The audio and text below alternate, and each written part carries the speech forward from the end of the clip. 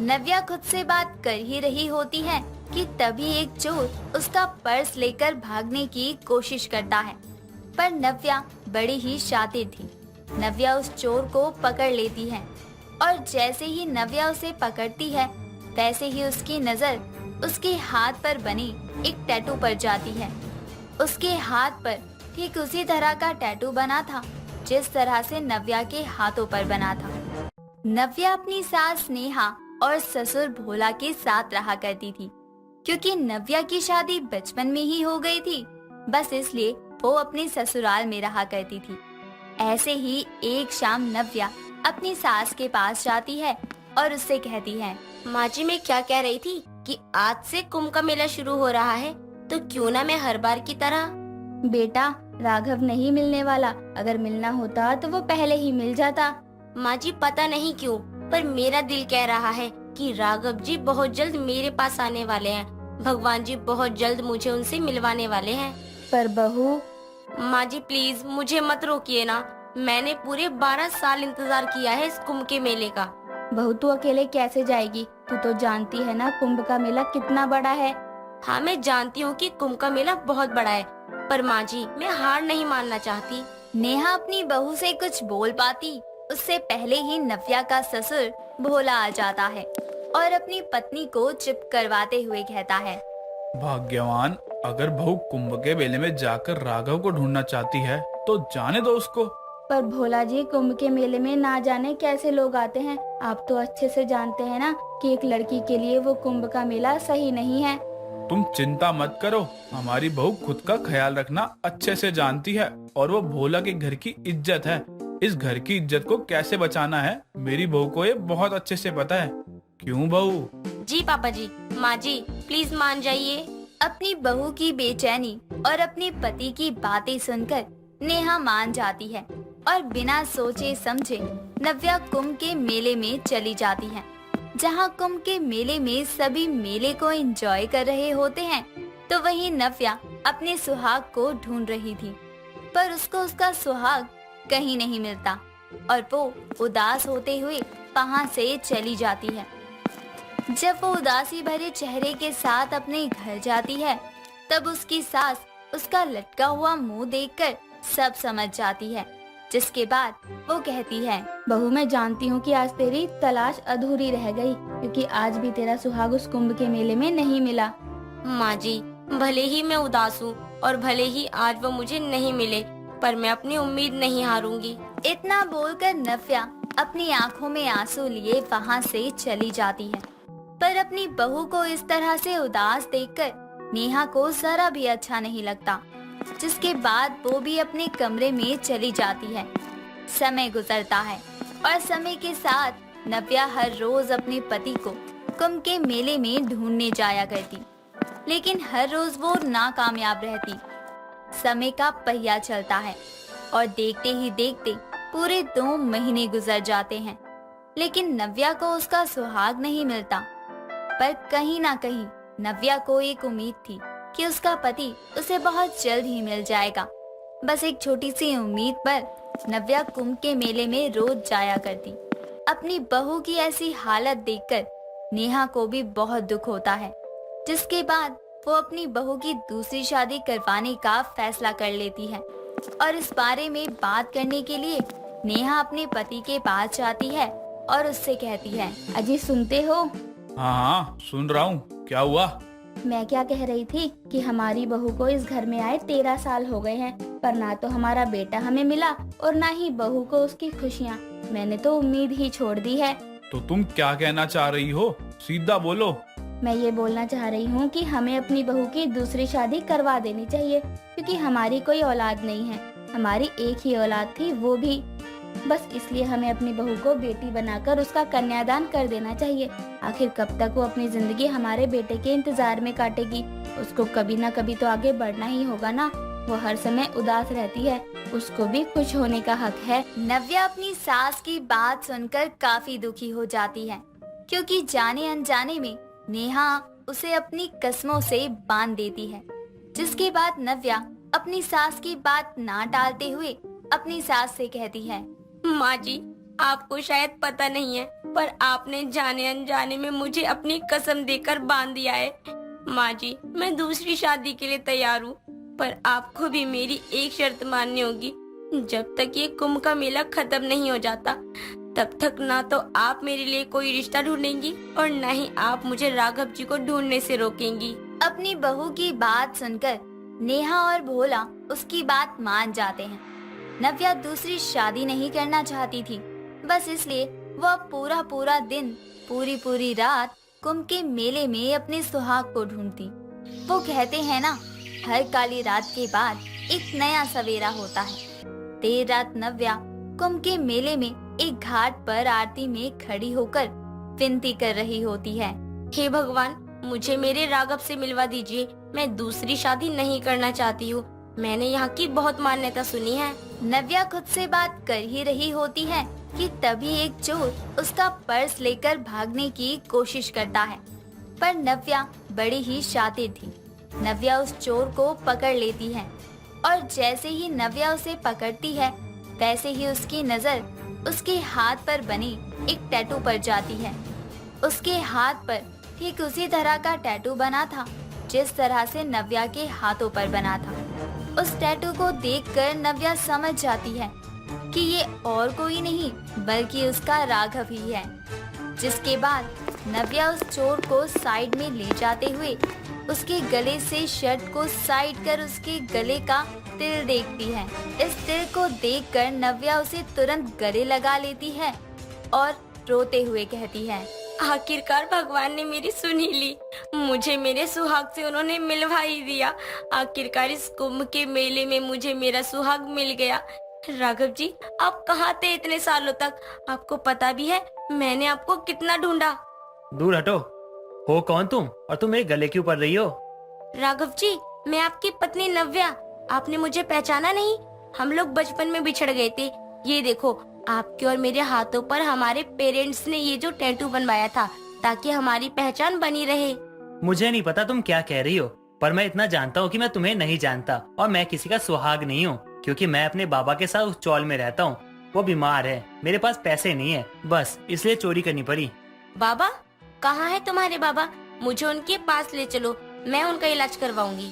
उसकी बात सुनकर राघव अब नव्या को अपने बाबा के पास ले जाता है, जिसके बाद वो उन बाबा को हॉस्पिटल ले जाती है। थोड़ी देर बाद डॉक्टर बाहर आते हैं और राघव से कहते हैं, देखिए, आपके बाबा के पास बहुत कम समय बचा है, उनके बचने के चांस नहीं है, इसलिए आप उनसे मिल सकते हैं। डॉक्टर अपनी बातें पूरी कर कर वहाँ से चले जाते हैं। तो वहीं राघव और नव्या उस बाबा के पास जाते हैं, जहाँ वो बाबा नव्या को देखकर राघव से कहते हैं, बेटा, ये कौन है? पता नहीं बाबा, ये खुद को मेरी पत्नी बता रही है। आप इसको छोड़ो, आप खुद पर ध्यान दो। नहीं बेटा, अब मेरे पास ज्यादा समय नहीं है, इसलिए अब मुझे तुम्हें सच बताना ही होगा। बेटा, तुम मेरे बेटे नहीं हो। तुम मुझे कुंभ के मेले में मिले थे और मैं जानता हूँ ये तुम्हारी ही पत्नी है। मेरे पास कोई नहीं था, इसलिए जब तुम मुझे मिले तब मैं थोड़ा सा मतलबी हो गया था। तुम्हारी माँ, उनके साथ एक औरत तुम्हें ढूंढ रही थी, लेकिन मैं तुम्हें अपने साथ ले आया था। इससे ज्यादा वो बाबा कुछ बोल पाते तभी वो अपना दम तोड़ देते हैं।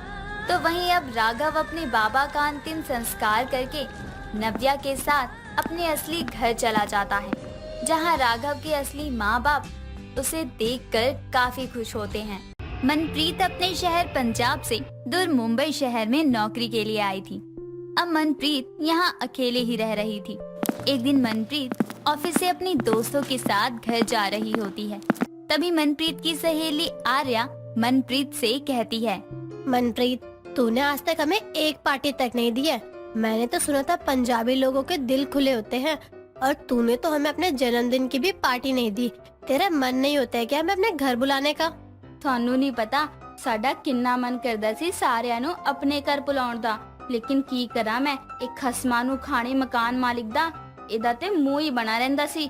अरे, तुझे इस शहर में आए हुए कितना टाइम हो गया है, लेकिन अभी भी पूरी पंजाबी ही बोलती है। अरे थोड़ी बहुत हिंदी या इंग्लिश भी बोल लिया करना। अब तो तुझे हिंदी और इंग्लिश दोनों ही आती है ना? हाँ जी, अब मुझे हिंदी इंग्लिश दोनों ही आती है, लेकिन पंजाबी भाषा में जो फील आती है ना, वो तो बस एक पंजाबी ही समझ सकता है। और वो कंजर मकान मालिक उसे पार्टी के नाम से खून खोलने लगता है। अच्छा, ऐसे तो अपना घर ही बदल देना। क्यों उस मकान मालकिन की बकवास सुन रही है? कोई ऐसा घर देखना जहाँ तुझे किसी की ना सुननी पड़े। पैसे दे रही है तो तेरा हक बनता है ना। ਤੁਹਾਡੀ ਅਕਲ ਤੇ ਕਿਆ ਪੱਥਰ ਪਏ ਆ? ਮੁੰਬਈ ਵਿੱਚ ਘਰ ਮਿਲਣਾ ਕਿੰਨਾ ਮੁਸ਼ਕਿਲ ਆ। ਇੱਕ ਪਲ ਦੇ ਲਈ ਬੰਦਾ ਚੱਲ ਵੀ ਜਾਏ, लेकिन घर मिलना वाहेगुरु मिलना जितना मुश्किल है। रहने दे भाई, पार्टी क्या मांग ली तुझसे? तू तो हिंदी में बात ही नहीं कर रही है। माफ करो मालिक, अब नहीं चाहिए कोई पार्टी। बस तू पंजाबी और हिंदी दोनों भाषा का उपयोग कर, वही बहुत है। चंगा जी चंगा, लेकिन तुसी टेंशन ना लो जी, पार्टी तो मैं दे ही देनी आ, लेकिन बहुत इंतजार करना पैना ਤੁਹਾਨੂੰ ਸਾਰਿਆਂ ਨੂੰ। और साडी पार्टी ते बोतले शोतले चिकन टिक्का सब होगा। हाँ हाँ बिल्कुल, इंतजार रहेगा हम लोगों को तेरी पार्टी का। हमारे पूरे ग्रुप में पहले कोई पंजाबी नहीं था और अब ठेठ पंजाबी की ब्राउन कुड़ी आई है। अब तो हमें भी तुम्हारी पंजाबी आने लगी है।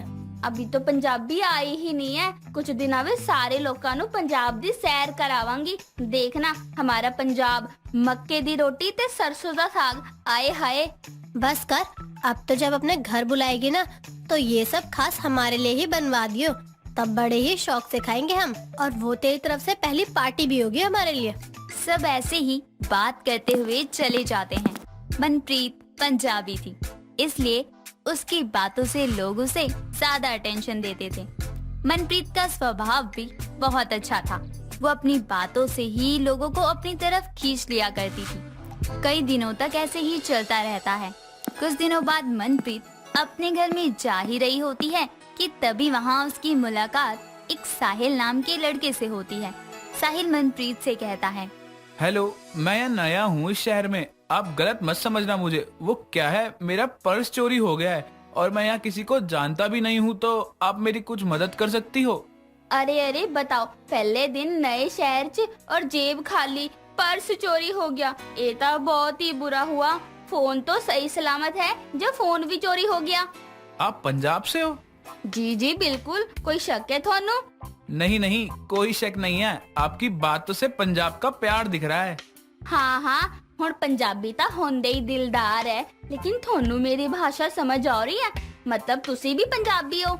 नहीं, मैं पंजाबी नहीं हूँ, लेकिन मुझे पंजाबी अच्छे से समझ आती है। वो क्या है ना, मेरे पापा पंजाब से थे, तो मुझे पंजाबी समझने में कोई परेशानी नहीं होती है और आपकी बातें भी अच्छे से समझ गया। फिर तो बड़ी चंगी गल है, असी दोनों दी जान पहचान होगी।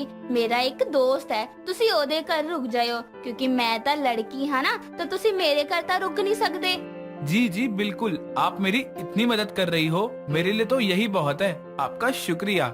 ना जी ना, अपने लोकां नू धन्यवाद नहीं कर दे। अज मैं थोड़े काम आई हाँ, कल नू की पता तुसी मेरे काम आ जाओ। ओके है ना, दुनिया ता गोल है। जी बिल्कुल, ये बात तो सही बोली आपने। दुनिया बहुत ही छोटी है। जिन लोगों से अलविदा करके आए हैं, क्या भरोसा कल वो किस रास्ते में मिल जाएं। हम कुछ जानते थोड़ी हैं। जी जी, हुण तुसी ना गल्ला बाता कट करो, ताकि मैं थोनू घर लेकर जाऊं, क्योंकि मैनू भी बहुत लेट हो रहा है, मैनू भी अपने घर जाना। यार, ये कितनी प्यारी है, पंजाबी की ब्राउन कुड़ी, बिल्कुल जैसी मुझे चाहिए थी वैसी ही है। भगवान ने नए शहर में पर्स क्या चोरी करवा दिया, लेकिन पंजाबी कुड़ी से भी तो मिलवा दिया मुझे। कित्थे खो गए जी? थोनू जाना नहीं हैगा मेरे साथ? ओह सॉरी, मैं भूल ही गया था एक पल के लिए तो। हाँ चलिए, कहाँ जाना है? अच्छा हुआ तुसी मिल गए जिन्होंने पंजाबी समझ आंदी आ, वरना मैं ता पहला पंजाबी बोलदी सी, पर किसी नू समझ ही नहीं आंदी। शायद अब तुम्हें किसी को समझाना ना पड़े, इसलिए मैं मिल गया। तुसी ना ये फ्लर्ट ना करो। पंजाब दी ब्राउन कुड़ियां, भले ही रंग सांवला हो मेरा, लेकिन सबक सिखाना अच्छे तो आंदा। अरे अरे, तुम गुस्सा ही हो गई। मैं फ्लर्ट नहीं कर रहा हूँ। मुझे तो पंजाब की ब्राउन कुड़ी के रंग से कोई परेशानी नहीं है, बल्कि वही रंग तो मुझे खींच रहा है। मनप्रीत अपने साथ साहिल को अपने दोस्त के घर ले जाती है और साहिल वहीं पर कुछ दिनों के लिए रुकता है। इन कुछ दिनों में मनप्रीत और साहिल काफी अच्छे दोस्त बन जाते हैं। मनप्रीत रोज साहिल से मिलने जाने लगती है। उन दोनों को आपस में बात करना बहुत ही पसंद आने लगता है। रोज मिलना, बात करना लगा ही रहता है। कई दिनों तक ऐसे ही चलता है। कुछ दिनों बाद मनप्रीत अपनी कमाई से एक घर खरीद लेती है, तो वहाँ पर पार्टी रखती है। उस पार्टी में मनप्रीत और अपने ऑफिस के सभी दोस्तों को बुलाती है, साहिल को भी बुलाती है। तभी वहाँ मनप्रीत की एक सहेली प्रीति कहती है, अरे मनप्रीत, यहाँ तो सभी ऑफिस के दोस्त हैं। फिर ये लड़का कौन है? पहले तो कभी नहीं मिलाया तूने। तेरा भाई आया है क्या? तेरे नए घर की खुशी में आया है? ए चुप कर, ये कोई भाई वाई नहीं है, ये तो खास दोस्त है हमारी मनप्रीत का। क्यों मनप्रीत, सही बोल रही हो ना? हाँ, ये साहिल हैगा मेरा सब तो खास दोस्त, ते नजदीक वाला भी। तेरा सही है मनप्रीत, तू तो अपने खास दोस्तों से बिल्कुल ठेठ पंजाबी में अपने दिल की बात भी बोल सकती है, क्योंकि बिल्कुल ठेठ पंजाबी तो उसे भी समझ नहीं आने वाली है ना। तो अपने दिल की बात बोल दे। साहिल नु पंजाबी समझ आंदी है, और वो भी बिल्कुल अच्छे तो। और तुम लोग ये सब केड़ी गल्ला लेके बैठ गए? मेरे घर दी पार्टी आ, पंजाबी दी पार्टी, फुल मजे करो, कहीं भी कोई भी कमी नहीं रहनी। ये बात तो बिल्कुल सही बोली। मुझे उम्मीद नहीं थी कि तेरे घर की पार्टी इतने ज्यादा मजे आने वाले हैं। अरे साहिल, तुम क्यों चुप खड़े हो? तुम भी कुछ बोल सकते हो, कोई मारेगा नहीं। आर्या, तुम तो जानती ही हो। नहीं नहीं, मैं तो बस यूं ही खुश हूँ। और वैसे भी पंजाब की ब्राउन कुड़ी के आगे किसी की बोलने की हिम्मत ही कहाँ होती है। मनप्रीत का मुंह बंद हो तब तो कोई कुछ बोल सकता है ना। अच्छा जी, तुसी तो मेरे आगे कुछ बोल नहीं पाते, तो मैनू भी कह रहे हो कि मैं भी ना कुछ बोलना। अरे तुम तो गुस्सा हो गई हो मनप्रीत। मैंने इतने समय से अपने दिल की बात नहीं बताई, लेकिन अब मैं सबके सामने बता रहा हूँ। मैं तुम्हें बहुत पसंद करता हूँ और शादी करना चाहता हूँ। अच्छा हुआ तुसी आज खुद ही बोल देता, वरना मैं ही बोल देना सी कि मैं थोनू प्यार कर दिया। पंजाब के ब्राउन कुड़ी ने अपने प्यार का इजहार भी अपने पंजाबी अंदाज में किया। आज तक कुछ समझ नहीं आया, लेकिन अब मैं ये बता सकती हूँ कि तुम दोनों एक दूसरे से बहुत प्यार करते हो। बिल्कुल जी बिल्कुल, साडी तो दुनिया ही साडी मनप्रीत है। उस दे प्यार के लिए सब कुछ राजी खुशी कर दे वहाँ। साहिल, तुम कितनी अच्छी पंजाबी बोलते हो। आज तक तो तुमने हमसे कभी पंजाबी में कोई बात ही नहीं की। हाँ साहिल, तुम्हें देखकर भी नहीं लगता है कि तुम्हें पंजाबी आती होगी। अब पंजाबी कुड़ी का ही असर है। जो इंसान पंजाबी अच्छे से समझता ही था, वो अब पंजाबी में बात भी कर रहा है। साहिल और मनप्रीत एक दूसरे से अपने दिल की बात कह देते हैं और साहिल पंजाब की ब्राउन कुड़ी का दिल जीत ही लेता है। निकिता अपनी सास की कोई भी बात नहीं टालती। मीनू जो भी कहती, निकिता आंख बंद करके वो काम कर देती। शादी को कितने साल हो चुके थे, लेकिन कभी भी निकिता और मीनू के बीच में अनबन नहीं हुई थी, जिससे हर कोई हैरान था। एक रोज मीनू निकिता से कहती है, मैं काम से बाहर जा रही हूँ, आते समय ज्यादा देर हो जाएगी, तो तू कान्हा जी को भोग लगा दियो, ठीक है? हाँ मम्मी जी, आप बिना किसी चिंता के जाइए। मैं किशन जी को भोग भी लगा दूंगी और घर का सारा काम भी कर दूंगी। ठीक है बहू, फिर मैं चलती हूँ। इतना कहकर मीनू निकल जाती है। निकिता भी घर का सारा काम कर लेती है और आराम करने के लिए अपने कमरे में चली जाती है। शाम होने लगती है। निकिता अपने कमरे से बाहर किचन में आती है और किशन जी को भोग लगाने के लिए हलवा बनाने के लिए सामान निकालने लगती है। तभी वो देखती है कि सूजी तो खत्म हो गई है। तभी वो खुद से कहती है, अब मैं क्या करूं? मुझे तो कुछ समझ नहीं आ रहा है। अगर मैं अभी बाजार गई तो पूजा करने का समय निकल जाएगा। मैं कब बाजार जाऊंगी और कब कान्हा जी का भोग बनाऊंगी? अगर मैंने कान्हा जी को भोग नहीं लगाया तो माँ जी मुझसे बहुत नाराज हो जाएंगी। वो मुझसे कह कर गई थी। अब मैं क्या करूं कान्हा जी? अब आप ही मुझे कोई रास्ता दिखा सकते हैं। तभी निकिता के दिमाग में आता है, आटे का भी तो हलवा होता है, क्यों ना मैं आटे का हलवा बनाकर कान्हा जी को भोग लगा दूं। इसके बाद निकिता कान्हा जी के भोग के लिए आटे का हलवा बनाना शुरू कर देती है। पूजा करने का समय होने से पहले निकिता आटे का हलवा बना लेती है और पूजा का समय होते ही पूजा करके कान्हा जी को आटे के हलवे का भोग लगा देती है। भोग लगाने के बाद निकिता प्रसाद के रूप में आटे का हलवा ग्रहण करती है। उसे हलवा इतना ज्यादा पसंद आता है कि वह पूरा का पूरा हलवा अकेले ही खा जाती है। ज्यादा रात होती है और मीनू घर वापस आती है तो उससे कहती है, बहू मैं आ गई। कहाँ पर है तू? खाना लगा दे मेरे लिए, बहुत भूख लग रही है।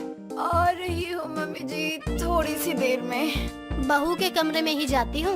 इतना कहकर निकिता के कमरे में मीनू चली जाती है और उसे उठाकर लाती है। निकिता मीनू के लिए खाना लगा देती है और खाना खाने के बाद मीनू उससे कहती है, मेरा खाना हो चुका है, कान्हा जी का प्रसाद तो दे मुझे। माँ जी प्रसाद तो खत्म हो गया। तू झूठ बोल रही है ना, तूने प्रसाद बनाया ही नहीं, वरना इतना सारा प्रसाद कैसे खत्म हो सकता है।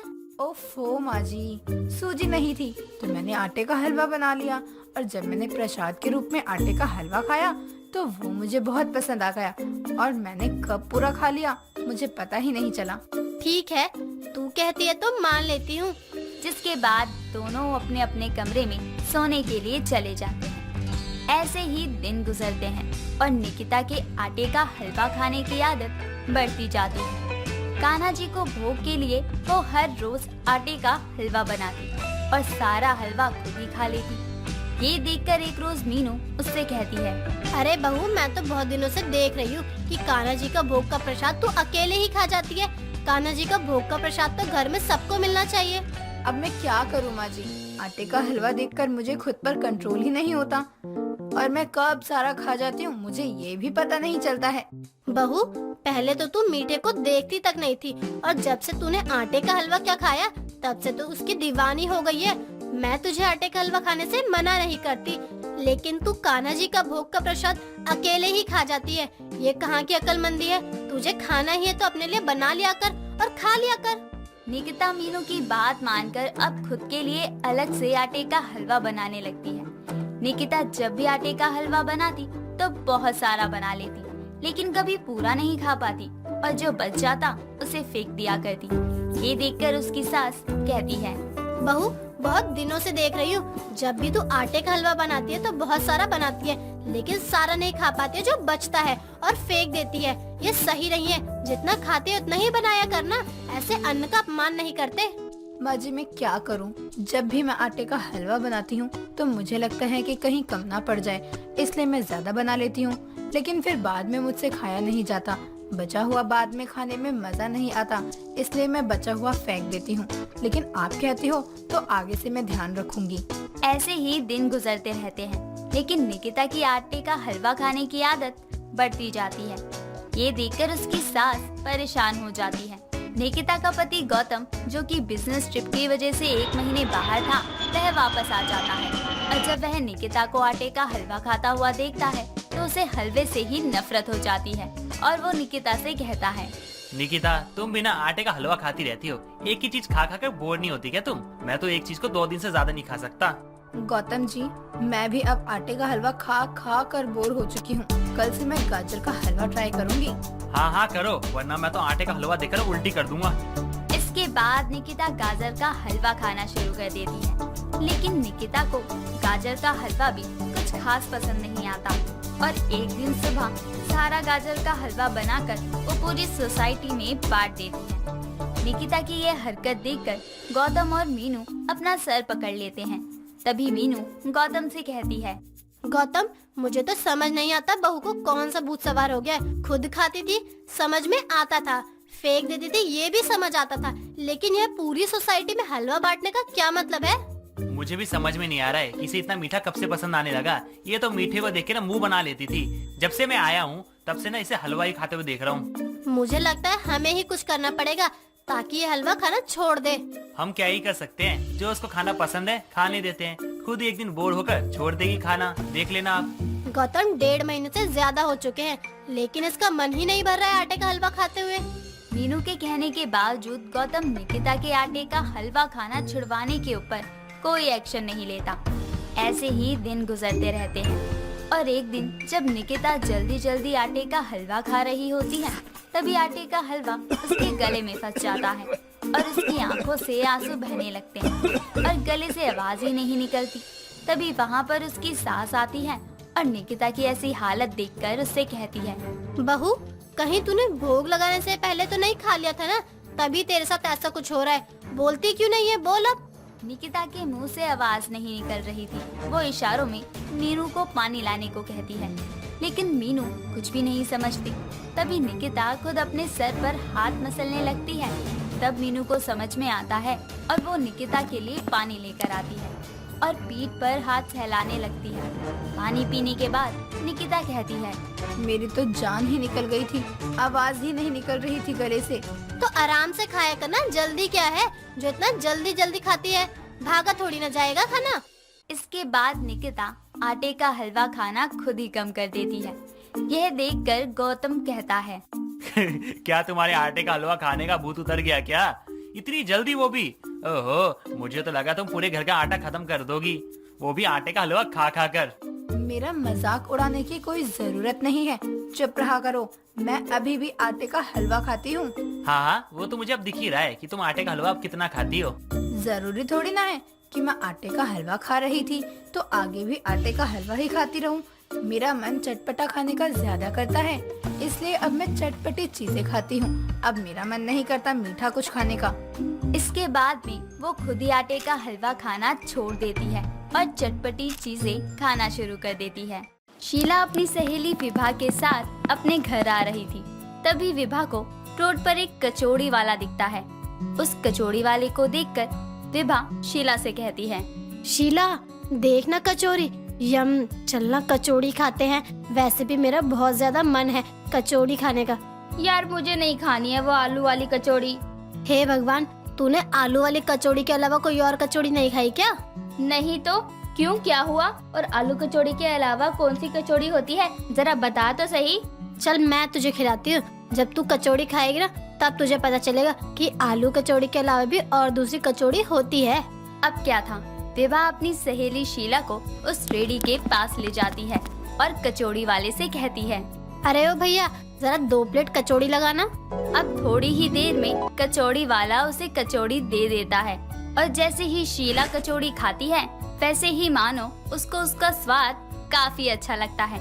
जिस पर शीला विभा से कहती है, वाह यार, ये कचौड़ी कितनी टेस्टी है, मेरा तो मन कर रहा है कि मैं इसको खाती ही रहूं। देखा, मैंने कहा था ना कि जब तुझे कचौड़ी का टेस्ट पता चलेगा तो तू इसको नहीं छोड़ेगी और मेरी तरह तू भी कचौड़ी लवर बन जाएगी।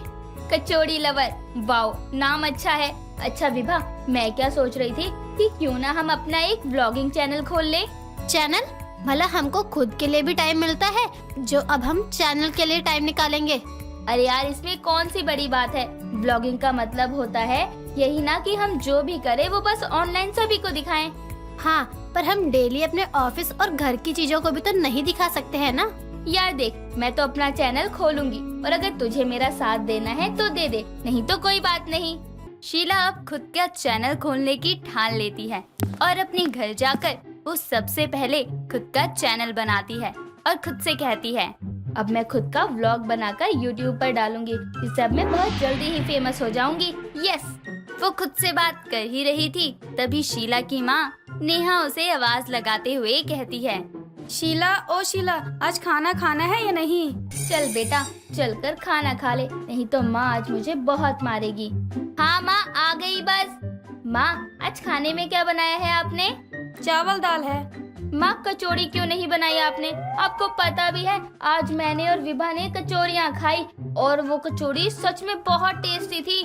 हाँ हाँ, बाहर का ही खाती रहे तू बस। तुझे बाहर का खाने के अलावा कोई और दूसरा काम है या नहीं? माँ, ऐसे क्यों बोलती हो तुम? आप देखना, एक दिन आपकी ये बेटी कचौड़ी खाने की वजह से बहुत फेमस हो जाएगी। हाँ हाँ ठीक है, पर फिलहाल तू अभी खाना खा। इस तरह से अब शीला खाना खाकर अपने कमरे में चली जाती है और सो जाती है। अगली सुबह जब वो उठती है तो उठकर अपने हाथों में फोन लिए YouTube पर अपना व्लॉग स्टार्ट करते हुए अपने फैंस से बोलती है, हेलो दोस्तों, गुड मॉर्निंग, कैसे हैं आप सभी? तो दोस्तों, आज मैं आपको अपनी माँ से मिलवाने के लिए ले जाती हूँ। शीला अब अपना फोन लेकर अपनी माँ के पास जाती है और व्लॉगिंग करते हुए कहती है, तो दोस्तों, ये है मेरी माता श्री। माँ, आज आप खाना क्या बना रही है? जो तू नहीं खाती है। हैं? ये कौन सा खाना है माँ? खैर, इन सब को छोड़ो माँ, ये देखो मैंने व्लॉगिंग चैनल शुरू कर दिया है। चलो अब आप भी मेरे फैंस को हाय करो। भाग रही है या मारू अभी चप्पल से? भाग यहाँ से। अपनी माँ की ऐसी बातें सुनकर अब शीला वहाँ से चली जाती है और अपनी व्लॉगिंग बंद कर अपनी माँ के पास वापस आती है और उनसे कहती है, माँ, आपको पता है ना कि मैं व्लॉगिंग कर रही हूँ, उसके बाद भी आपने मुझे ऐसा कहा। आपको पता है कि मेरी फैन फॉलोइंग कम हो जाएगी। तेरी जुबान बहुत चल रही है। अब तू देख मैं तुझे कैसे भगाती हूँ अपने घर से। एक तो भैंस होकर घर में पड़ी हुई है, ऊपर से ना ही शादी ही कर रही है। अपनी माँ का ऐसा गुस्सा देखकर शीला वहाँ से चली जाती है। पर नेहा के दिमाग में शीला की शादी की बात बैठ जाती है और अब वो बहुत ही जल्द शीला की शादी एक अतुल नाम के लड़के से करवा देती है। शादी के बाद जब विदाई की रस्म हो रही होती है तब शीला अपनी माँ से रोते हुए कहती है, माँ, आपने मेरी शादी इसलिए करवा दी ना ताकि मैं आपको कचौड़ियों के लिए परेशान न करूं। पर कोई बात नहीं माँ, आपने मेरी शादी कर दी है तो अब देखना आपकी बेटी बहुत फेमस हो जाएगी क्योंकि उसको पूरी फ्रीडम मिल जाएगी अब। हाँ, मैं भी देखती हूँ कि तुझे कितनी फ्रीडम मिलती है। पर हाँ, ध्यान रहे कि तू अपने ससुराल में कभी कोई ऐसा काम मत करियो जिससे तेरी और तेरे ससुराल वालों की बदनामी हो, समझी? थोड़ी देर बाद अब शीला की विदाई हो जाती है और कुछ समय बाद शीला अपने ससुराल आ जाती है। अगली सुबह जब शीला की पहली रसोई होती है तब शीला अपने फोन में व्लॉगिंग शुरू कर देती है और अपने सभी फैंस से कहती है, हेलो दोस्तों, गुड मॉर्निंग, कैसे हैं आप सभी? तो दोस्तों, आज मैं आपको कचौड़ी बनाना सिखाऊंगी। आप सभी ने आलू कचौड़ियाँ तो बहुत खाई होंगी, पर मैं आपको बता दूं कि आज मैं आपको नई नई तरह की कचौड़ियाँ बनाना सिखाऊंगी। तो दोस्तों, ये है पापड़ी कचौड़ी। वैसे ये खाने में बहुत ही स्वादिष्ट होती है। इस तरह अब शीला व्लॉगिंग करते हुए बहुत तरह की कचौड़ियाँ बना लेती है। तभी उसकी सास कांता वहाँ आती है और अपनी रसोई में इतनी सारी कचौड़ियाँ देखकर अपनी बहू से कहती है, अरे बहू, ये क्या किया तूने? इतनी सारी कचौड़ियाँ क्यों बना दी? वो माँ जी, मुझे कचौड़ियाँ बहुत पसंद है और आपको पता है मुझे कचौड़ियाँ बनाने के साथ साथ खाना भी बहुत पसंद है। हे भगवान, ये तूने कैसी घरनाशी बहू दे दी? इसकी आज पहली रसोई है और आज ही के दिन इसने इतनी सारी कचौड़ियाँ बना दी कि सब वेस्ट हो जाएगी। कांता अपनी बहू के ऊपर चिल्ला ही रही होती है। तभी शीला का पति रोहन आ जाता है और अपनी माँ को ऐसे सर पकड़े चिल्लाता हुआ देखकर अपनी माँ से कहता है, माँ क्या हुआ? आप इतना क्यों चिल्ला रही हो सुबह सुबह? आपको पता भी है चिल्लाकर आपने इस घर को सर पर उठा रखा है। बेटा देखना, बहू की आज पहली रसोई है, इसने इतनी सारी कचौड़ियाँ बना दी है। अरे भाई, इतनी सारी कचौड़ियाँ खाएगा कौन? माँ जी, मुझे कचौड़ियाँ बहुत पसंद है और मैं बनाती भी अच्छा हूँ। एक बार आप मेरे हाथों की कचौड़ियाँ खाकर तो देखिए। अरे नहीं खानी मुझे तेरे हाथ की कचौड़ियाँ, ना जाने कैसी बनाई होगी तूने। माँ, आप शीला को ऐसे क्यों बोल रही हैं? अरे ठीक है, कोई बात नहीं। और क्या हो गया? अगर उसने इतनी सारी कचौड़ियाँ बना भी दी तो माँ, ये खाने की चीज है। अब इंसान खाने के लिए भी ऐसे सोचेगा तो क्या हो गया? पर बेटा, मुझे इसकी कचौड़ी बनाने से कोई एतराज नहीं है, लेकिन तू खुद सोच कि इसने इतनी सारी कचौड़ियाँ बना दी है। इतना तो वो इंसान भी नहीं खा सकता जो कचौड़ी का फैन हो। माँ, आज इसकी पहली रसोई के साथ मुंह दिखाई भी है। एक काम करो, इन कचौड़ियों को पैक कर दो। पैक होने के बाद हर उस इंसान को देते हैं जो मुंह दिखाई की रस्म में आएगा। इसी बहाने उन लोगों को शीला के हाथों की कचौड़ियाँ भी मिल जाएंगी और हमारी कचौड़ियाँ बर्बाद भी नहीं होंगी। कांता अब अपने बेटी की बात से सहमत हो जाती है और अब वो ठीक वैसा ही करती है जैसा रोहन ने कहा था। अब जब कांता की पड़ोसने उसके हाथ की कचौड़ियाँ खाती हैं, तो वो शीला की तारीफ करते हुए कहती हैं, अरे कांता बहन, तेरी बहू के हाथों में तो जादू है, जादू। देख तो इसने कचौड़ी कितनी अच्छी बनाई है। हाँ, आखिर बहू किसकी है? सभी औरतें हंसी ठिठोली कर ही रही थी। तभी पड़ोसन की पोती आती है और शीला को देखकर कहती है, अरे आप मोहन भैया की वाइफ है? हाँ, क्यों, क्या हुआ? तुझे रोहन भैया की वाइफ अच्छी नहीं लगी क्या? अरे आंटी, आपको भी पता है आपकी बहू की वीडियो कितनी फेमस हो रही है। देखो आंटी, मैं उनको फॉलो करती हूँ। जब मैंने इनके घर का बैकग्राउंड देखा तो मैं समझ गई थी, जिसके बाद मैं सीधा यहीं आ गई। कांता बहन, तुझे तो कचौड़ी खाने वाली के साथ साथ यूट्यूबर बहू भी मिल गई। हाँ बहन, ये है मेरी कचौड़ी खाने वाली बहू। उर्मिला की बहू कोमल शादी के बाद ही अपने पति को अपना तोता बना लेती है, लेकिन क्या अपनी बीवी के इस माया जाल से अमन निकल पाया या फिर उसने अपनी बीवी के कहने पर अपनी माँ को भी सताया? आइए जानते हैं इस कहानी में। अमन की शादी को अभी महज 15 दिन ही हुए हैं, लेकिन इन दिनों में उसके अंदर बहुत से बदलाव देखने को मिले थे, जिसे देखकर उर्मिला को ऐसा लगने लगा कि कि उसका बेटा तो अब उसके हाथों से निकल गया है। तभी एक रोज उर्मिला ये देखने के लिए कि उसका बेटा वाकई अपनी बीवी की भाषा यानी कि उसकी रटी रटाई बातों को बोलने लगा है, वो इसकी जांच करती है और अपनी बेटी से कहती है, अमन, मैं कुछ समय के लिए अपने घर जा रही हूँ, वो भी पूरे घर की जिम्मेदारियों को कोमल बहू पर छोड़कर। क्या वो सब कुछ संभाल लेगी? ये तो माँ मैं आपको ना कोमल से पूछकर बता पाऊंगा।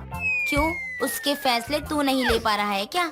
माँ वो अभी नहीं है इस घर में, क्या फायदा मैं कह दूं और वो इस घर की जिम्मेदारी संभाल लेगी, लेकिन वो नहीं कर पाई तो दिक्कत होगी ना माँ। अपने बेटे अमन की ये बात सुनने के बाद उर्मिला अपने मन में सोचती है, मैं सही ही सोच रही थी, ये तो अभी से अपनी बीवी का मिट्ठू बन गया है, बिल्कुल रट्टू तोते की तरह, उसकी बात ही गाएगा अब तो।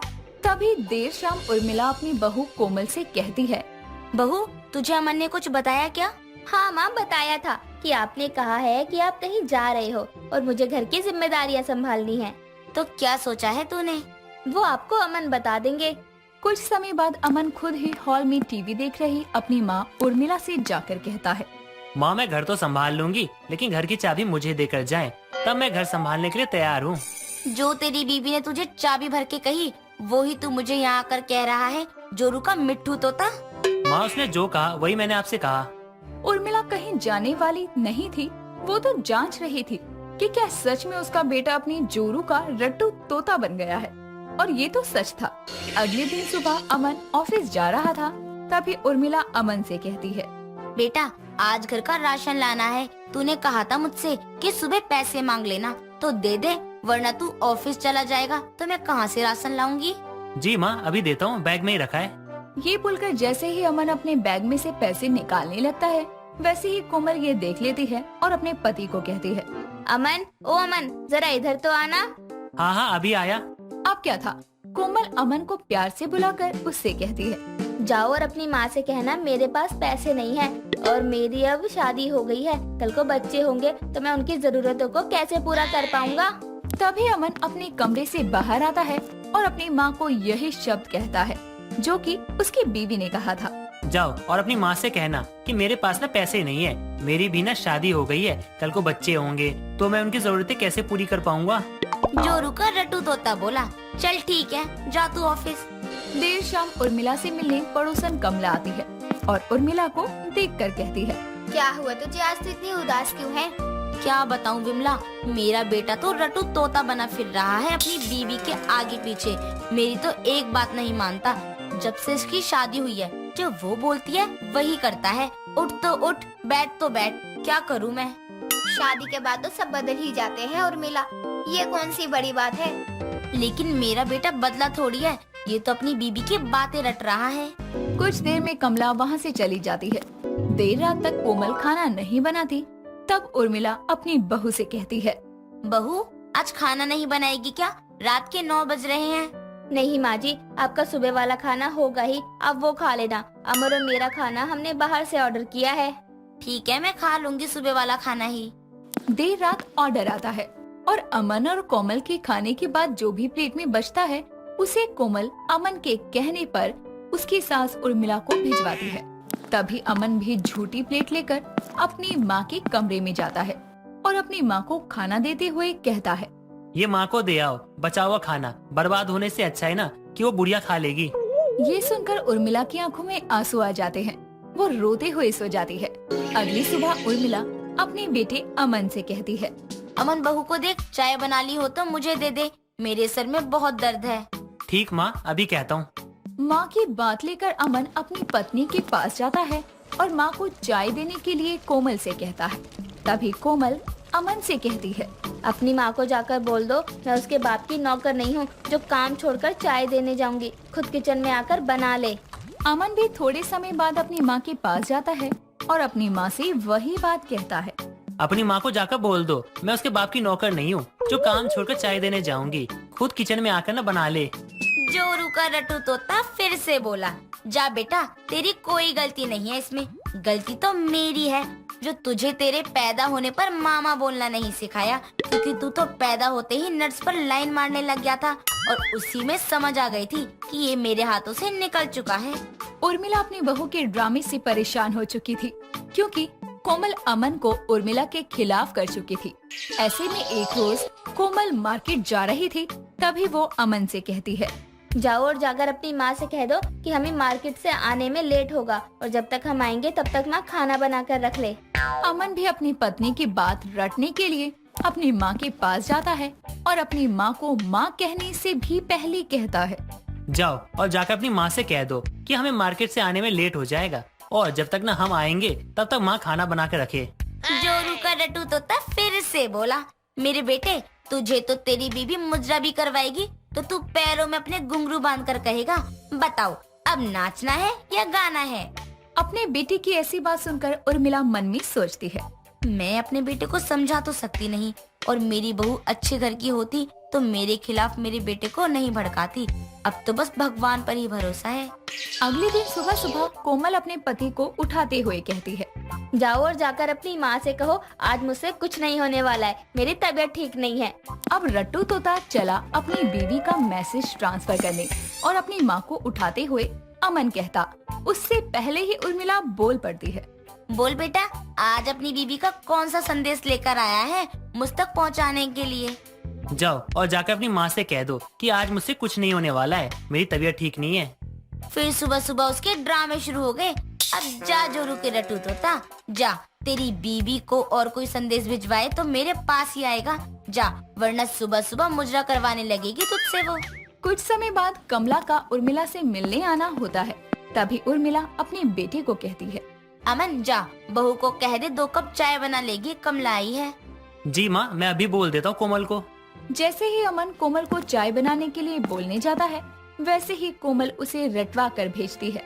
माँ को कह दो मैं चाय नहीं बनाने वाली हूँ और ये कमला आंटी को कोई काम नहीं है क्या, रोज रोज आ जाती है। उर्मिला, ये अमन क्या कह रहा है?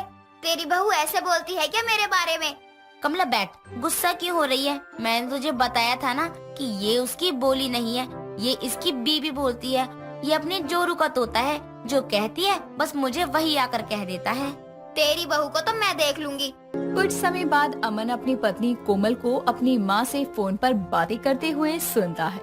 माँ, जैसा आपने कहा मैंने वैसा ही अमन को अपने वश में कर लिया है और उसे जो मैं कहती हूँ वो वही करता है, अपनी माँ की तो एक नहीं सुनता। कोमल को क्या पता कि उसकी ये बात अमन सुन लेगा, लेकिन कुछ समय बाद कोमल अमन से कहती है, अपनी माँ को घर से निकाल दो, मुझे उन्हें अब इस घर में नहीं रखना है। लेकिन अब की बार जो होना था वो किसी को नहीं पता था। अमन कोमल के साथ अपनी माँ के पास जाता है और अपनी माँ उर्मिला से कहता है, अपनी माँ को घर से निकाल दो, मुझे उन्हें अब इस घर में नहीं रखना है। तुम यही चाहती थी ना, लेकिन मैं अपनी माँ को इस घर से निकालने वाला नहीं हूँ। निकलोगी तो तुम अभी के अभी जा सकती हो। तुम याद रखो, तुम मेरे मिट्ठू हो। तुम भी याद रखो, ये मेरा घर है और मुझ में दिमाग है कि कब कैसे क्या करना चाहिए। अमन अपनी बीवी की चाल समझ चुका था, तभी वो अपनी माँ उर्मिला को सपोर्ट करता है।